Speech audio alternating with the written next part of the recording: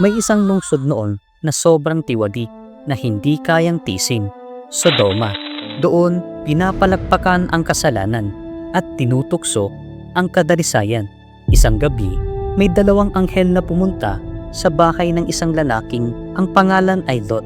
Isa siya sa iilan na may takot pa rin sa Diyos. Sabi ng mga anghel, isama mo ang iyong pamilya at umalis ka rito. Pagdating ng umaga, darating ang pagkawasak. Pero ang mga taga Sodoma, napakasama na talaga. Nang makita nilang may mga estranghero sa bahay ni Lot, nagtipon sila sa pintuan at sumigaw na ibigay sa kanila ang mga lalaki. Nakiusap si Lot ng buong puso na tigilan nila ang kasamaan. Pero walang nakinig. Sa sandaling iyon, inabot ng mga anghel ang kanilang mga kamay at binulag sila. Pagkatapos ay binalaan nilang muli si Lot, dalhin mo ang pamilya mo at tumakbo kayo para sa inyong mga buhay. Huwag titigil, huwag titingin sa likod.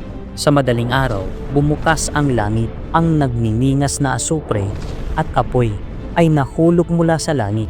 Ang mga ipinagmamalaking tore ng Sodoma ay naging abo sa isang iglap. Hinila ni Lot ang dalawa niyang anak na babae at tumakbo ng todo papunta sa bundok habang malakas ang kabog ng kanyang dibdib. Pero ang asawa niya bumagal sa likuran. Hindi pa nito kayang bitawat ang iniwan. Ang bahay nila, alaala at komportableng buhay. Sa maikling sandaling iyon, tumingin ito sa likod. Agad na nanigas ang katawan nito. Huminto ang paghinga. Ito ay naging haligi ng asin. Habang buhay na humaharap sa mga guho na ayaw nitong bitawat. Huwag tularan ang asawa ni Lot. Kapag tinawag ka ng Diyos para sumulong, huwag ka nang lumingon muli.